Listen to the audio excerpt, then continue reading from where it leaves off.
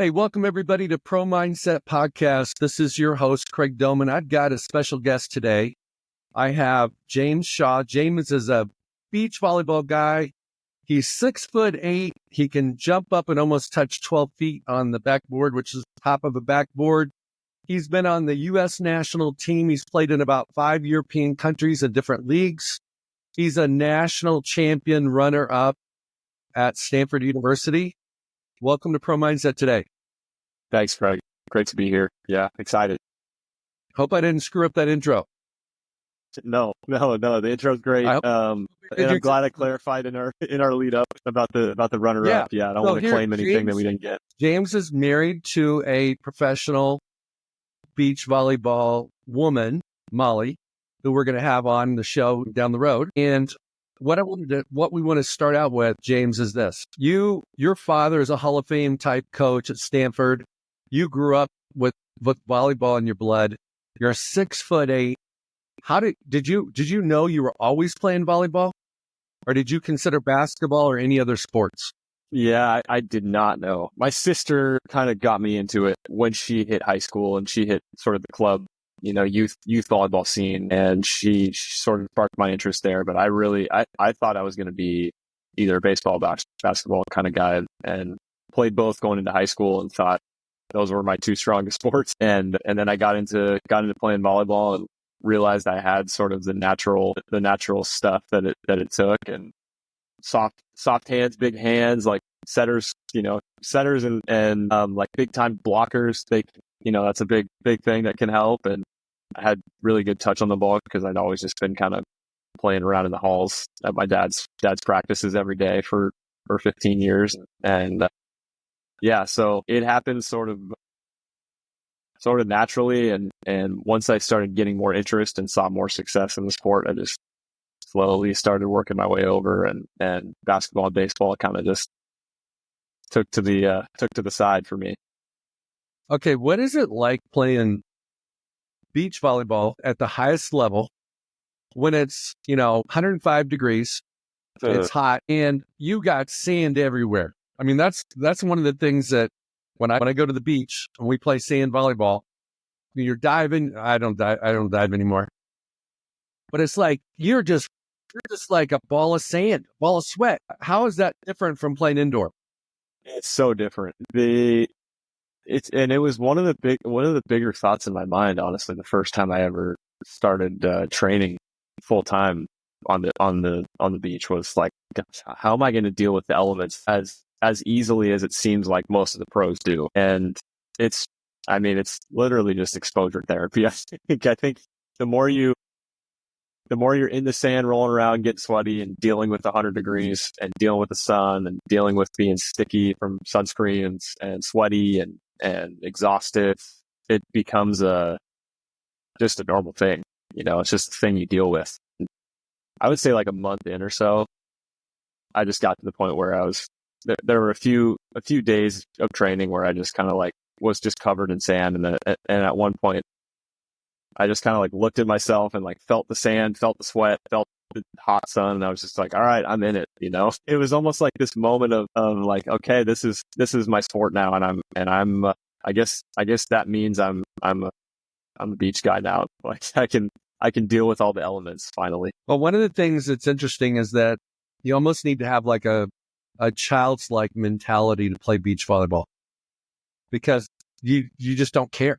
It just doesn't matter. It's just part of it. And you have a lot more control over your environment when you're playing indoor. Yeah. And honestly, that's a good thought. And I think the other interesting point to it too is like, that is sort of the initial way that you sort of approach going out into the sand, and when it's cold in the morning or when it's hot in the afternoon, you're starting practice. That's the initial feeling. It's like, I just got to be out here trying to play in the sandbox. And then deeper into the practice, deeper into a tournament day, deeper into a tournament weekend, it becomes really like an endurance sport. I was talking about this with my family a couple of days ago, just in sort of relation to this long stretch of tournaments that I just had. But at that point, it really becomes a marathon, an endurance thing, and you are dealing with the elements in a different way, and you're having to overcome, I think, a lot mentally in that. in that way. And you have to remind yourself that everybody you're competing against is also dealing with the same stuff. It is a level playing field, even though it feels like, God, it feels so hard on me. It's a big weight on my shoulders.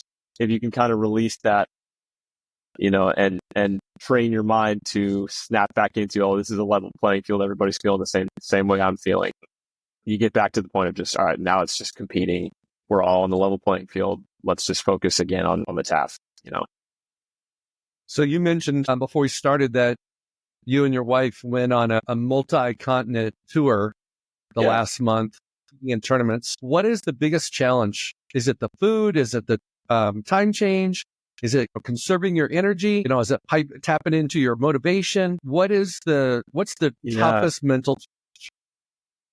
Gosh, I think every tournament's different. I know it's sort of like an easy answer, but every tournament's different. They're like, for the first one, for example, it was the time change, because you're not on the right time zone. For the most part, that's going to be the case, especially coming from America. There's not a whole lot of tournaments, especially international tournaments, that are in America. And so we got to fly to, in this case, it was Brazil and then Southeast Asia for the next 3. So those are, at least 5 hours away for Brazil, and then 8 to 10 hours away for Southeast Asia. So that's a big thing. But once you get adjusted, you just feel normal. And so if it's a second tournament in a row, you don't feel time change really at all, because you're adjusted. So in Southeast Asia, not yet. Not yet. So being 6'8", how do you fit in the seats? You don't. You hope that there's a window, or not a window, an open seat next to you, and then try and get an aisle, stretch your legs out every now and then. Yeah. There's a lot of hoping that you fall asleep for a good amount of the time, and then you don't have to think about being so squeezed while you're falling asleep or while you're asleep.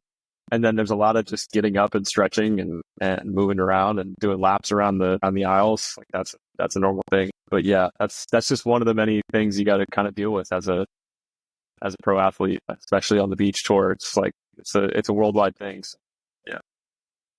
Okay, so as a beach volleyball player, not a lot of people probably realize what kind of training you have to go through to be at your best. A lot of people know, for football, you want to be strong and fast. For basketball, you want to get in the gym and shoot 500 shots every day during the summer or during the off season.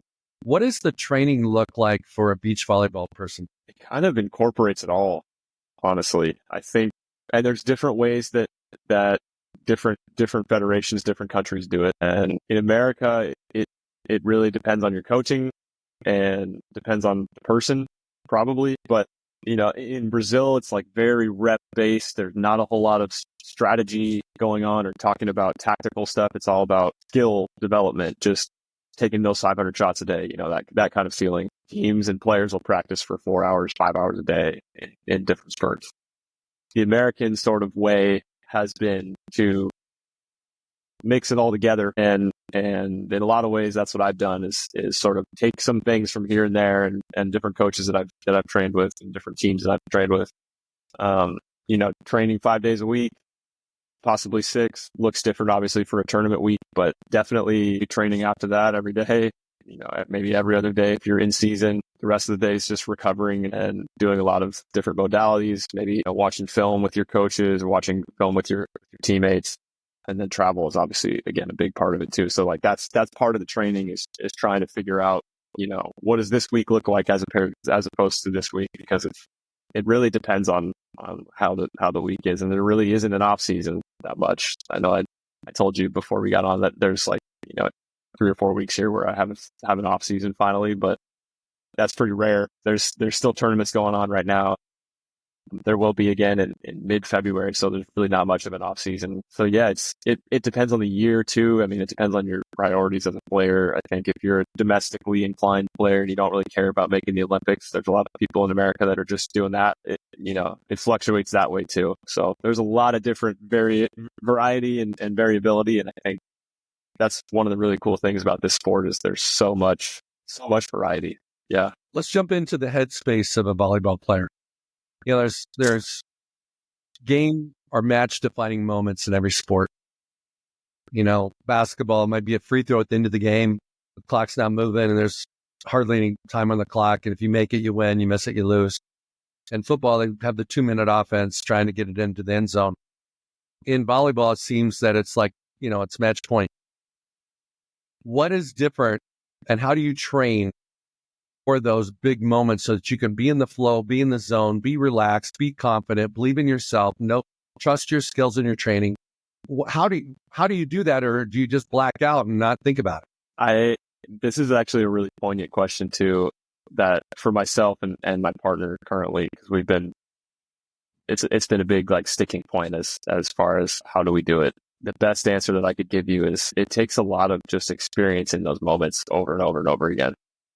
I mean, it kind of brings to mind the Kobe and MJ mentality of you have to just take those big shots in those big moments. You have to go for it on match point. You have to believe that you're going to hit the shot that you need to hit, or side out when you need to side out in volleyball parlance to get better at that skill, to be able to feel that confidence a year down the line, 5 years down the line, that you're going to be able to, perform in that moment. I'm personally, I think there's a lot of different ways people think about it and different opinions people have, but I think personally, there's not really a way you can replicate it in practice, in a training setting. You can put some pressure on things here or there and make it more difficult for yourself as a team or for your opponent in training. But I think, it's all about, this year has been a lot about that for me, is being in those moments, dealing with that pressure, knowing that this is match point. It could be the end of the tournament, it could be the end of the season, and I just have to go through it and put myself on the line. And if it doesn't happen, okay, but I showed the effort and I put myself there, and down the line, I know that I'll eventually be performing in those situations, and it won't even be a thought. Well, one of the things that I do with my athletes is I teach them and coach them on two things. One is their identity, so that they feel comfortable in that big moment. Let's say it's a match point to win the tournament, and the difference between winning and not is usually a lot. The first place paycheck is always a lot more than the second. And you want to win it. You automatically, because you start thinking about the outcomes, the expectations, the results of the match, the money, the media, the opportunity, you naturally put more pressure on yourself.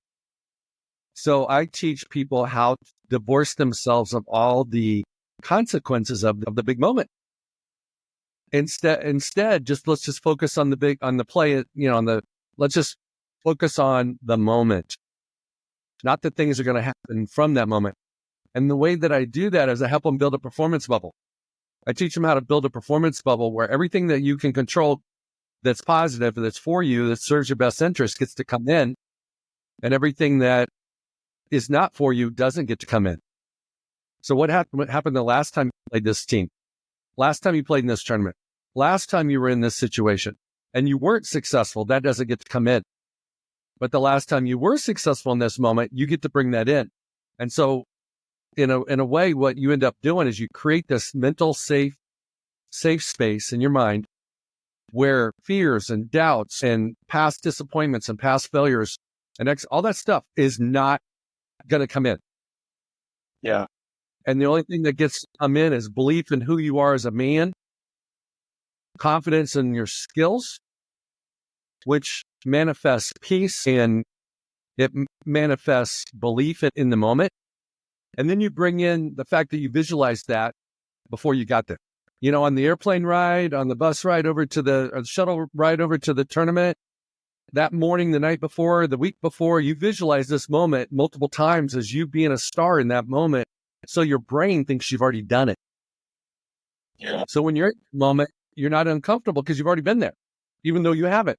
And then because we're human and we have this internal coach or critic, I call it a pocket voice, it's going to say, James, or somebody in the crowd says something, or your wife says something, or your teammate says something, your coach says something, triggers you. And it reminds you of what your dad used to tell you when you were in high school or in college that used to piss you off, those type of things.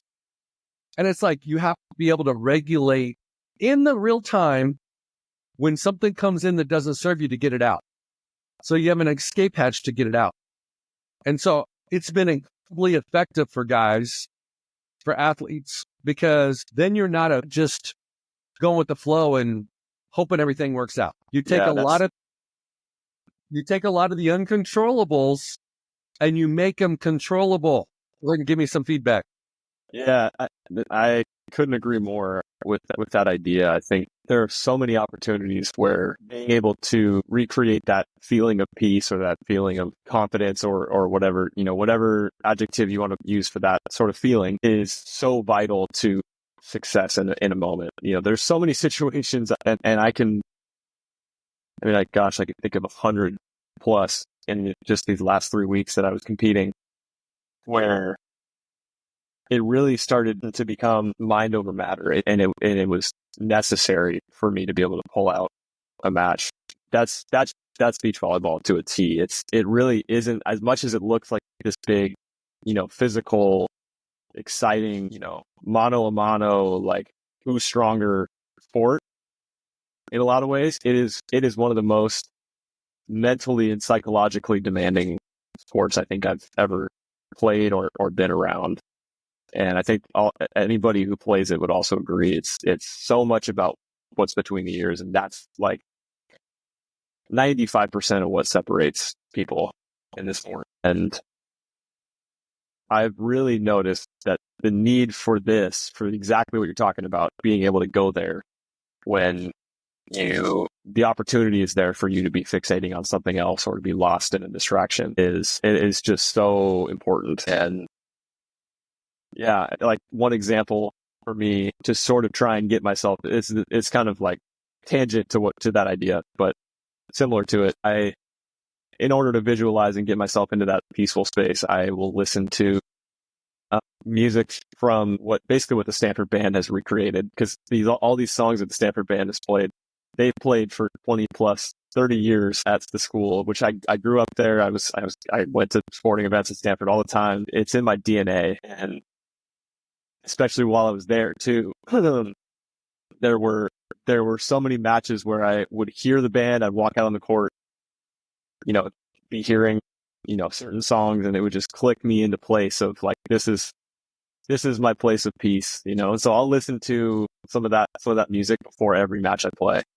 And it gets me into that place of peace. A lot of people like to pump themselves up and listen to really high energy, stuff that gets them fired up. But for me, I need to calm myself back into that place of peace. So that's a perfect example of, I think, that feeling of going into a match, being able to visualize yourself in a place where you're able to compete at a really measured high level, not too high, not too low. And it's been really effective so far. Yeah. Well, one of the things that you're doing is you're tapping in to a memory bank that gave you joy and confidence and familiarity. So when you go back to listening to the songs by the Stanford Band, you're taking your mind to a happy place. Yeah. To a confidence. Right? And it's like, it's familiar, and it's like you could be in Brazil or wherever you may be, and you feel like you're at home, right? Well, one of the things that I see with athletes is like in track and different sports, they use resistance parachutes to, train your speed, and then they take the parachute off, and then you run without the parachute, and theoretically you should run faster. You need to do the same thing with your mind. So one of the things that you should do is, almost visualize a big moment. Go ahead and feel all the pressure. Your partner's mad at you, your coach is yelling at you, the other team's being pricks, the official's not giving you the calls, the audience is cheering for the other team. And it's like, you're hungry, or you got something that's bugging you. Go ahead and feel it all. And then let it go. Because it's not as bad as you think it's going to be. And so one of the things I help my guys do is make sure you show up at the competition traveling without bringing that mental parachute with you. Because what happens is, we talked about this real briefly before we started, in those big matches, in those match points, that's when you short serve. That's when you hit it in the net. You're not as relaxed. You're not as confident. Or you just you feel like in the middle of the serve, you feel like it's going to be short. So you just whack it and you hit it long. And it was like a knee-jerk reaction. It's like, where'd that come from? And it was just in a nanosecond because you didn't want to hit it in the net. And so the bottom line is the mind is what's controlling your body, not your body controlling your mind. So if you can control your mind, your body can do what it can do, what you've trained it to do. Yeah, that's all too true in so many situations. Yeah, that I can think of, and it reminds me of a practice that actually I've done just kind of off the court too. It's called fear setting. I don't know if you know Tim Ferriss, but he's got a well-known podcast, and he's an author. And one of the things that he does to deal with situations that might be anxiety-inducing or cause a lot of stress for somebody is to just get to writing down or visualizing, in whatever case you may be, all the negative things that could be happening, all the pressures, all the bad stuff, and then when you get to that moment, or when you get to actually dealing with the problem, yeah, it's way easier. There's less resistance. That is a big that's a big part of how I deal with, I think, big problems in my life too. Well, I think one of the things, like being married to a professional volleyball player, there's the inevitable comparison that goes on from time to time. And if you don't compare, she doesn't compare, some friend does. One of your friends says, hey man, you got to keep up with the misses, and it's like, or your dad says something, or a cousin.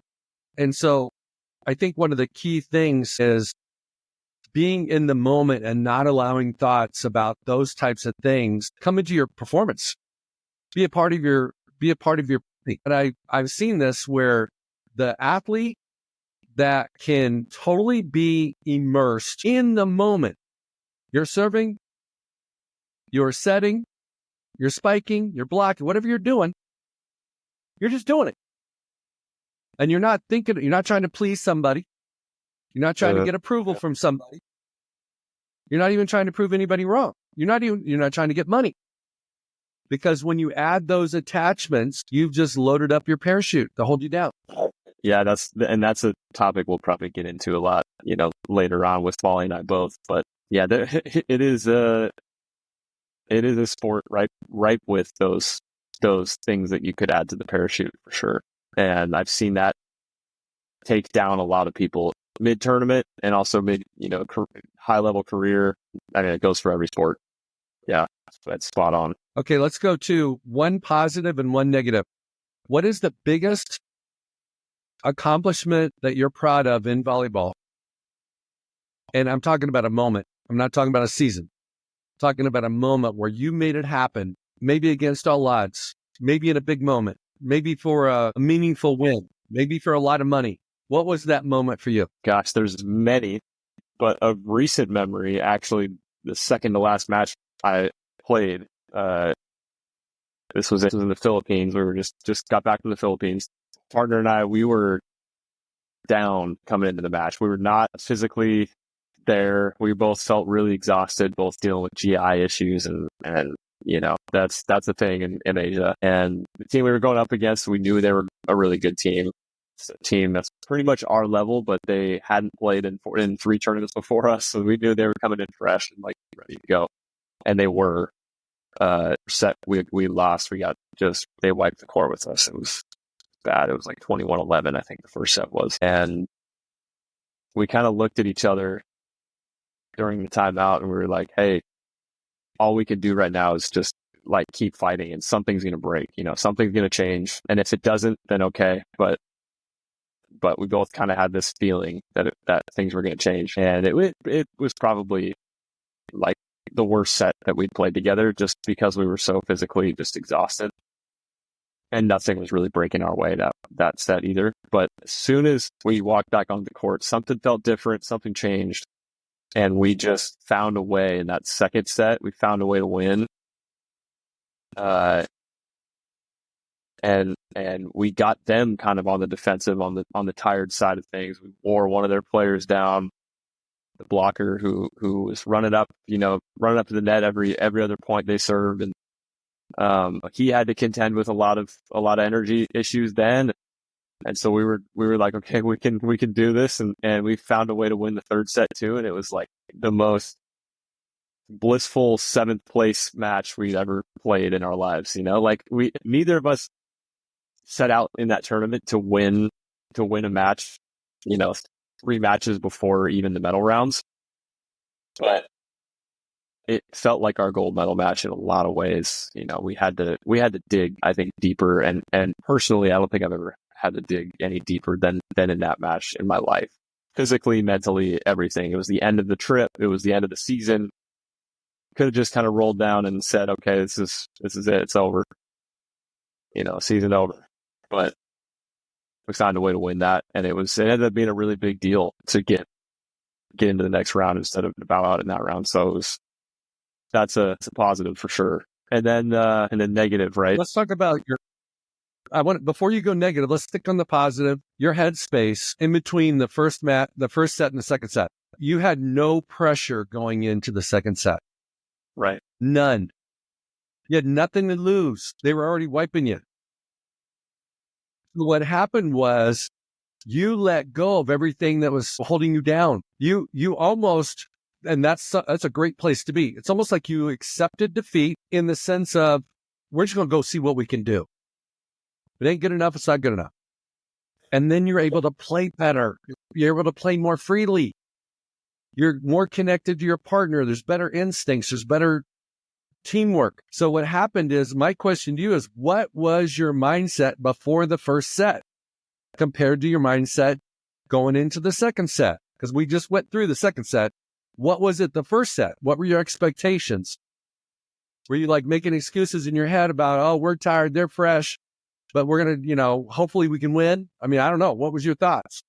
Yeah, I think that's pretty spot on. I think we were a little heavy, we were thinking, I could definitely speak for myself at least, in saying like, I didn't expect to win by any means. I thought, I was thinking about how long and arduous the day ahead of us would be, because if we had won that match, we'd have to play 3 hours later in the next match against a better team. And then if we won that match, we'd have to play another 3 hours later against an even better team just to make it to the medal rounds. And to that point, we'd already played 2 exhausting matches and we were already down. And it was, the light at the end of the tunnel was there for the off season. And we had, a full month in our rear view of really tough, grueling travel and training and playing and in a lot of hot weather. And so I was just, all of that stuff was on my head, on my mind. I was like, there's no way we're going to pull this off. And sure enough, they kicked our butts. And I was like, okay, well, yeah, you're right. Pressure's off. Like, that, and then, the switch was made.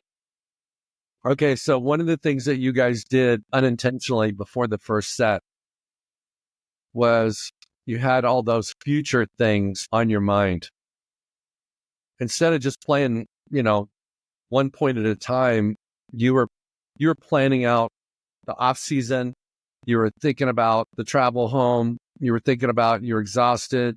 You're dealing with physical ailments and whatnot. So here's the question I got for you. How can you on purpose, intentionally lock in? What is it like? Can you take a breath? I mean, I coach people on this stuff, and it's like everybody's got different things they prefer to do, but it's like, can you take a breath and breathe in the oxygen of belief and breathe out the dioxide of doubt? And 1 or 2 or 3 deep breaths changes the whole body chemistry that you got, and it's going to change your. Can you do that between every point, or do you already do something like that? Yeah. First thing I would say is it's definitely easier said than done. I know there are tons of ways that different players do things that sort of reset them, and different partnerships do a lot of things to reset. One way that's like a pretty clear and quick and easy one for beach volleyball players is you get 1 time out of set. Basically, that's usually the reset. Like if you have lost 4 straight points, you're going to call timeout, if you've got one left. Another one that a lot of players will use is like, go clean the glasses. You know, if you have even just a speck of water on your glasses, go clean the glasses. And refs have gotten pretty good at making sure you're actually cleaning something off of your glasses, because if you're not, they'll say, hey, go back there or we're going to give you a yellow card. And that'll happen quite a bit too, actually, more and more every year. There are little ways like that players do that. I think for my partner, Came, and me, personally and as a team, in a lot of ways, we will basically just tell each other, hey, it's going to break. It's going to happen. Things are going to change. Like, keep at it, keep working. It doesn't always work. It doesn't always mean that the switch is flipped, and it doesn't mean we win the match oftentimes. I wouldn't say often, sometimes.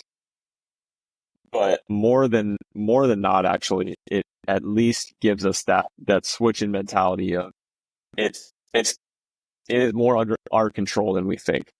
I think a lot of teams, when they get down, and this is probably what separates the great from the good or the average, is they will just say, to hell with it. Like, we don't need to keep fighting. It's over. Let's stop playing. Let's mail it in. It is time for a new season, or time for the off season, or whatever. And I think our sort of mentality as a team, and my mentality has always been this way, is I will feel so much better at the end of this if I've at least given myself that idea of, I need to be okay with how I played and how I comported myself, how I responded to the other team just playing their tails off and kicking our butt. Because sometimes that's going to happen. That's going to happen with every great team. That at least that can be controlled.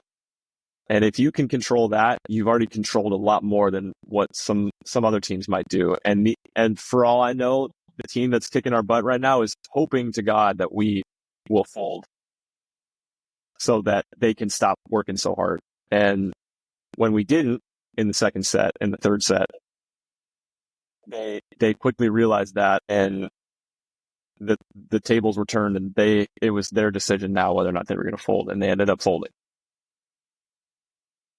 That's what I mean too about, it's crazy, because that's what I mean too about how the sport is it's so psychologically, it's a chess game. It's a psychological war between two sets of two guys or two girls, and whoever is able to turn the tables in their favor and have the upper mentality, the upper hand mentality for longer, is the one that usually wins if it's an evenly matched physically team. Well, I'm going to get to your worst situation here in a second, but before we do that, I want to mention that one of the things that I see with sports and competition is that people don't like to compete.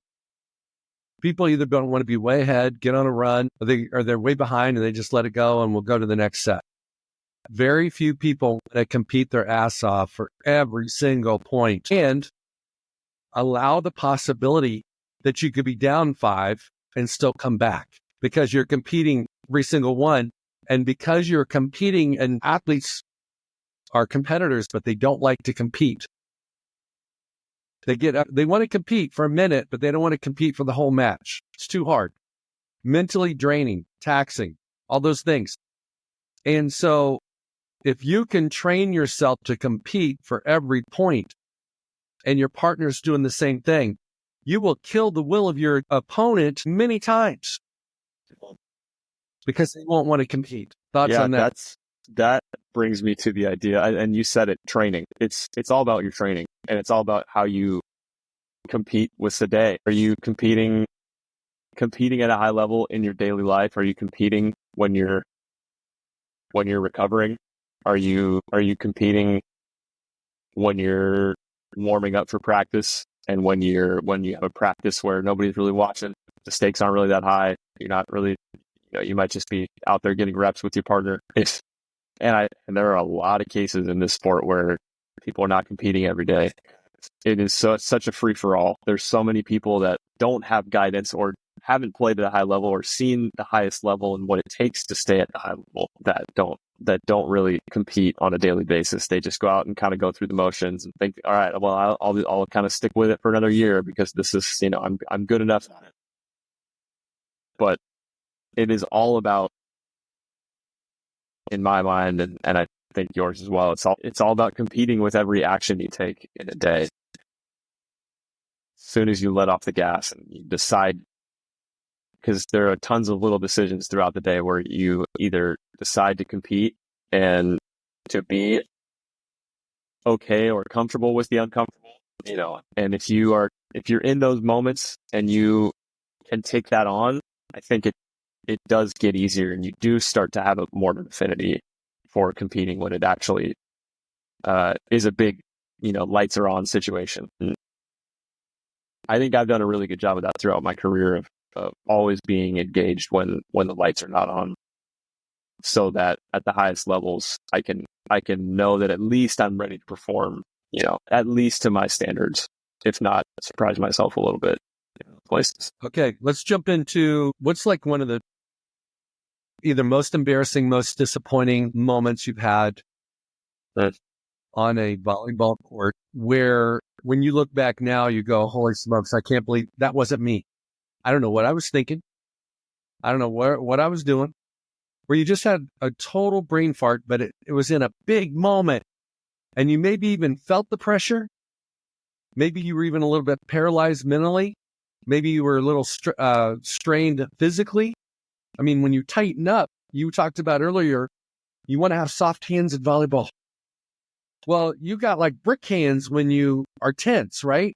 And so, and your hands are a reflection of your mind. If your mind is tense, your hands are going to be tense. So share what happened and what was your mindset in that moment. I'll go back to a moment also this year.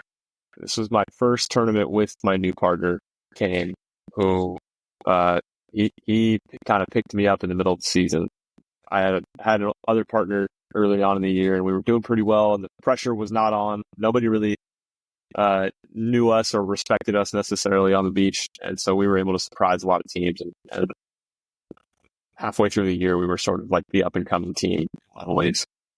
And as soon as I switched to playing with Kane, felt a little bit more of that pressure's on kind of thing. I'm at the higher level now. Like he's an Olympian. He's been around the block. He has won the Hermosa Open. He's won a bunch of other events.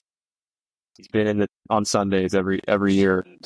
Once I stepped up to that level, I was like, okay, now pressure's on. And our first tournament ended up being the Manhattan Beach Open, first big tournament. So that's as big as it gets in America. That they call it the granddaddy of them all for a reason, because it's huge. It's the mecca, for beach volleyball. And another piece of the pressure on my mind was the AVP had introduced a league. Now, has gone through the first year of it already, but if you didn't do well in this tournament and the one to follow with your partner, you basically were not going to be part of the league. And so you needed to hit a certain mark in that tournament and the next tournament to qualify for the league. And so that was a part of the pressure too. And from the first match of that tournament, which we won, it was closer than we thought it should have been. I was feeling tense. I was feeling jittery. I was feeling all the nerves. And once we hit some real adversity after we lost our second match, our third match was basically win or go home, playing against a team that I think we both knew we were better than, but they were sort of young and upstarts and feeling hot. They were feeling good that day too, and came down to the last few points at the end, and I was getting served. That's sort of like the trying to think of a good metaphor. Say it again. They're picking on you. It's like they're picking on you. Quarterback exactly. On the rookie corner. Yeah, you're the corner that's just gotten subbed in for the guy that got hurt, and everybody knows it's going your way. So there's that like a good 5-point span there where they were just going after me. We were on the bad side, which means the wind is blowing at our backs, which is killing the jump serve. It can either kill the jump serve and it'll land 5 feet in front of you, which is hard to do if there's no wind, but tons of wind that day. Or they can hit it into the wind high and it'll hit you in the chest, or it'll land on the back line, So it's really hard to contend with those conditions if you're on the bad side. And so we happened to be in that spot too. And they just went after me, and I got aced a couple times. We had been up, I think, a couple points towards the end of that set. I got aced, and sort of rather than like taking those moments to sort of look at each other and calm ourselves down, I don't think we had necessarily developed those habits yet as a team. And I really hadn't as a player. And the next few points were decent serves, but I passed them, okay somehow, and flubbed a couple balls out of bounds, hit one into the tape and sort of rolled it out of the net for match point. And after those few points, I just remember looking into the sand, knowing the tournament was over. Probably our domestic season was in the toilet for the most part. We had one more chance in Chicago later, but we didn't do that well. But aside from the point, I felt that pressure. A lot of eyes there. A lot of people watching the new team. The new guy who's gotten picked up by the older player who's hoping they can spark something in their careers together. Just didn't go well. Okay, so That's as well as I could put it. Okay, so let's pretend that you're in that same tournament with your new partner, and the first match is in an hour from now. What would you do differently? I mean, you've got the wisdom now, and you got the hindsight of 2020 vision. What would you do? I mean, I think a big part of it for me going into that tournament was tuning out a lot of the distractions. I got a little bit swept up in the all that talk of what this tournament means and what it could do or what it could kill. Yeah, an hour before, if I could even stretch that back even a little further, I would just try and start to get myself in a place of less distraction and get into my own head a little bit more, visualize, maybe get to that point where I could visualize a match not going well like it did, and feel how it feels to have all those weights and all that pressure. That I think would have helped me a lot. I think in a lot of ways though, everybody on the beach kind of has to go through this, and everybody in a pro sport has to go through that moment where you're like back is against the wall and it seems like everything's going against you. Yeah. Honestly, to put myself there an hour before that first match, I would probably try and visualize that, like visualize and put myself in that situation where, okay, it is true that everybody has to go through it. So let me jump why not in there take that pressure off? Yeah. Okay. So I'm your coach. All right. And I'm going to share with you before the first match that you belong. I'm going to ask you if you belong, but you got to believe you belong. And the whole narrative around the new partnership and the savvy old man, old guy with the young, up and coming guy, I'm going to embrace it. And I'm going to know that they're going to attack me. Why wouldn't they? I mean, what sheep does the wolf chase? The one with the gimpy leg.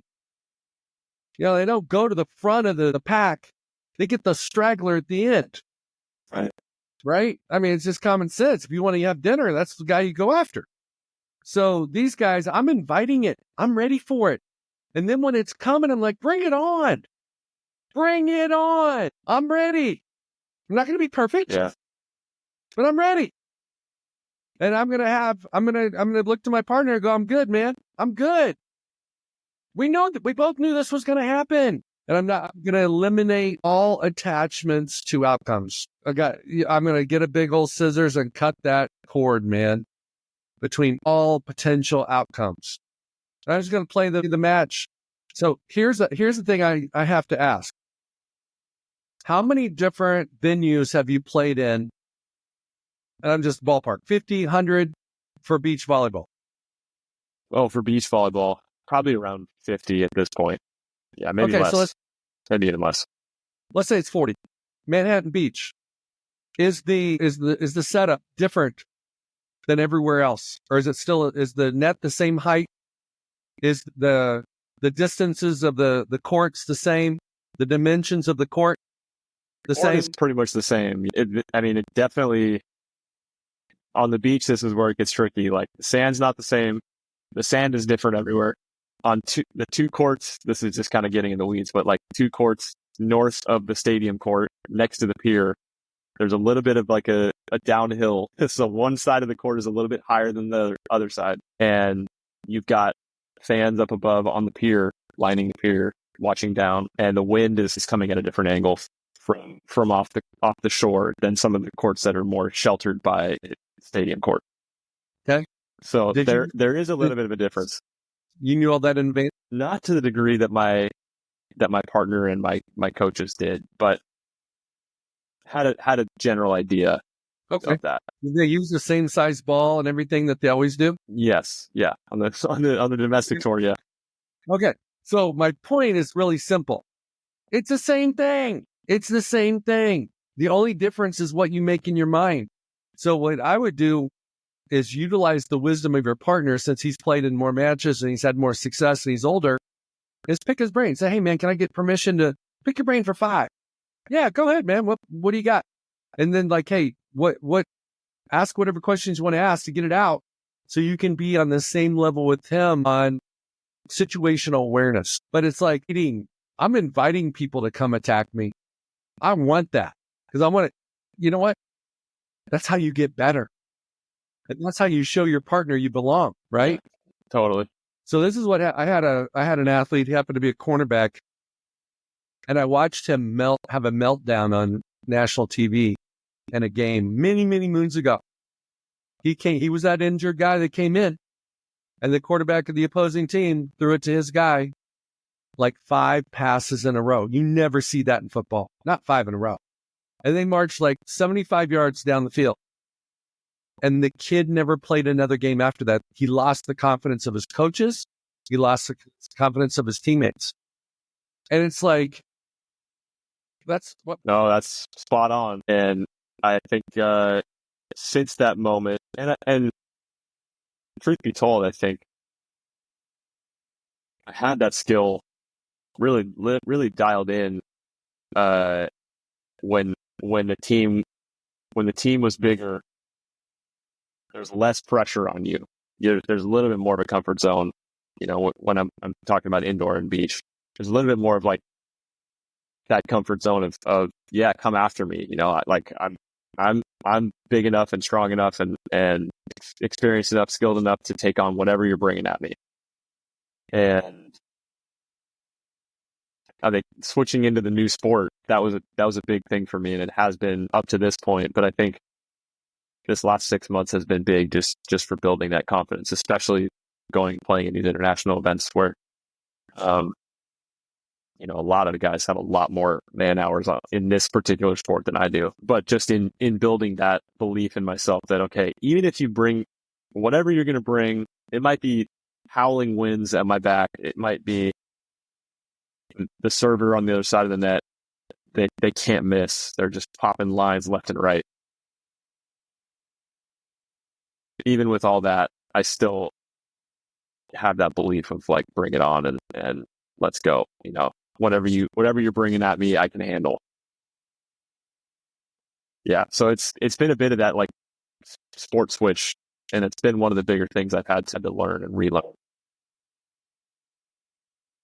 Well, if you would go back to being like 12 years old and there was nothing on the line, you were just out playing for fun, whether it was on the beach or in a gym. All you're trying to do is compete. All you're trying to do is experiment with how good you can be. Try different things because you're like, well, I saw somebody else do this. Maybe I can do it. Then what happens is one day you wake up and you're in the pros. And all of a sudden you become a master technician and you try to be perfect and you got to win. You want to make money? You got to win. Winners get paid. Losers go home. Well, when you're focused on winning, you can't be your best. But when you're focused on competing and letting the winning take care of itself, you can perform your best. So one of the big mental shifts I've helped people with is just the simple concept of stop worrying about winning. Stop focusing on winning because you will win more just being your best. So really go out and do what you're capable of doing to the best of your ability in whatever situation you're in. And then when you find that you have limitations or weaknesses, work on them. You struggle with X, whatever X is. Rep it. Get better at it. Add it to your toolbox. And then the next time you have a competition, just show up to be your best. Your goal's got to be your best. And I promise you, if you're your best, most of the time, you're probably going to win. Where what most people do is, let's look at the scouting report. Oh, these guys are really good. I don't know if we're going to be able to beat these guys. Man, they're hot. Man, you've already lost before you've even got on the sand. Uh-huh. So it's like, so the objective from my perspective of, working with professional athletes for a long time is, can you do any better? James, can you be any better than your best? On any given day? I don't think so. No, that's it. So if you do that and you lose, you can live with it. Sucks for you when you don't do your best and you almost won. And if you would have played your best, you would have won. That's what you're trying to avoid, is the ones that got away, the ones you should have won that you didn't. The ones you can't win because the guys are just hitting lines on everything else. It is what it is. I mean, Hank Aaron struck out more than anybody else. Tom Brady's thrown more incompletions than anybody in the history of the NFL. But yet he's considered the GOAT. Well, it's because he got a lot of reps. Played for 23 years or whatever. So it's like, you're not going to be perfect. Nobody's the only person that mistakenly thinks you should be perfect is you. I think I should be perfect. Yeah. Molly thinks she should be perfect. No. Just be your best. And you know what's interesting about your best? It's different every day. It's different every match. You might be dealing with a hamstring. You might be dealing with some kind of foot issue. Your best is going to change, but just give it your best in that moment, whatever it is.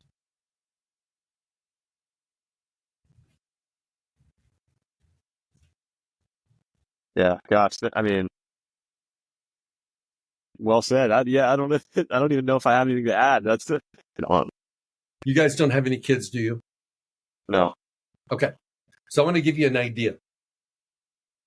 Let's fast forward 15 years and you've got a teenage volleyball player. Doesn't matter if it's a young man or a young daughter. What do you want that child to do when she or he plays volleyball? Have fun. Give it everything they got. And do the best they can. And be honest about their shortcomings, and then practice on the things that you're shortcoming. That's it. So that's also the way you and Molly should communicate about each other's games. Yeah. Same way. Yeah, that's been a big goal of ours. Yeah.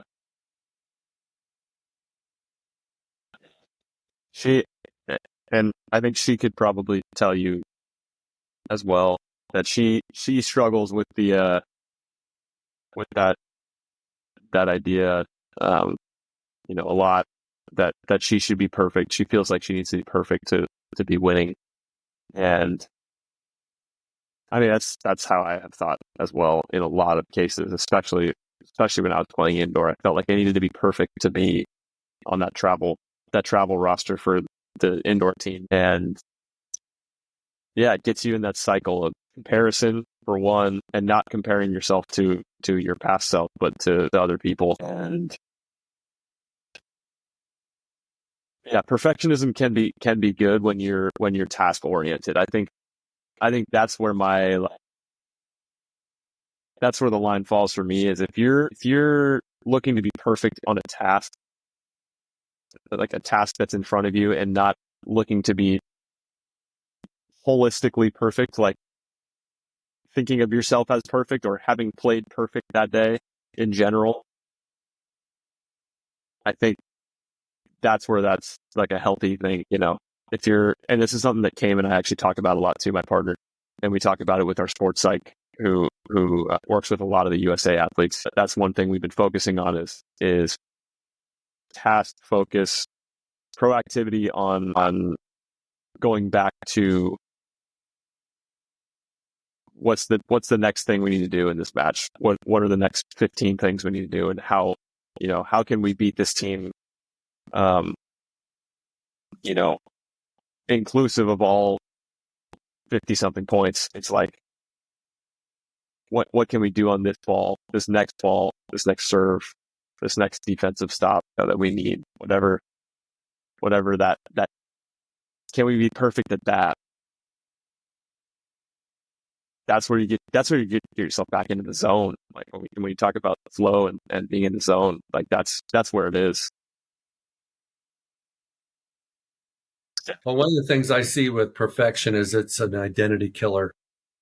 Comparison is an identity killer, kills your identity, beats yourself up. But where perfection is very handy, at least, in leading up to a competition, is having a perfect process, getting your sleep, great nutrition, great communication with your partner, understanding your game plan, scouting your opponent, whatever, all those kind of things. You can be perfect in those. But once the first ball is served, the first point is in play. Now it's about effort, and it's really about being the best you can be. Perfection doesn't get to come in the performance bubble, because there's no human that's ever been perfect. Oh, there's been one, but that's it. That's it. And I've never had a perfect day. I've never had a perfect, when I play golf, not even close. Not even close. I feel like sports is a game of mistakes, and who makes the least sometimes wins. But it's how do you adjust to the previous point? How do you adjust to, hey man, they're attacking a certain part of the court that you didn't have covered, and now you adjust. Okay, not going to be perfect. Now, what are they going to do? Once they notice you've covered that spot, they're going to attack somewhere else, and it's dynamite, dynamic. You got to be able to adjust in real time throughout the whole match, and it's exhausting. People get decision fatigue, mental fatigue in the competition, and they just want it to be over. Right? So right, yeah, that's really true of our sport too. The whole idea of whoever makes the least mistakes wins, basically, because they're at the highest levels. It is really rare to see somebody make more than a few errors in any given set. So if you do end up doing that, you're usually going to lose. So if you are mistake focused or perfection focused, yeah, you're heading down a slippery slope. Absolutely. Well, James, I want to thank you for being on Pro Mindset today. Absolutely. Thank you as well. I hope you enjoyed the conversation, learned a little bit about the psychic of a pro volleyball player. I'm looking forward to having Molly on here soon. And enjoy your reflection time between, Yeah. We'll certainly be reflecting on a lot of the things we talked about too. These are the building blocks. And like I said, it's like 95% mental in this game. And at the highest levels of any sport, any field, really, that's what sets people apart. It's not the skill anymore. It's what's between the ears. Yeah. Likewise, I had a lot of fun. Awesome. I would add one thing. I'd be remiss if I didn't.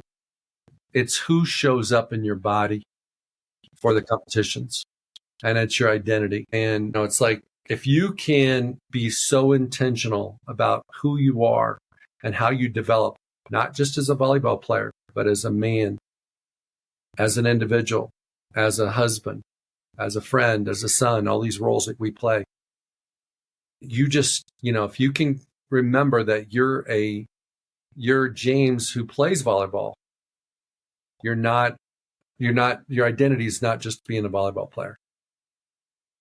And when you do that, you take so much pressure off your performance. Where everybody else, when you walk in the restaurant, hey, what sport you play? I mean, when you're 6'8" and you're athletic, they want to know. Yeah. So you thought you were just going out on a date, and all of a sudden now you're in volleyball mode, and you weren't planning on being in volleyball mode, but because you walked in the door and somebody said something, all of a sudden now you're back into volleyball mode. I think the more you get away from the volleyball mode during the off season and focus on who you are, what your purpose is, the better volleyball you will play. Yeah, agreed. All right, everybody. Thank you so much for listening to this episode of Pro Mindset. I want to thank James again for being on the show. Everybody go out and have a great day. All right. Thanks, Craig. Thank you.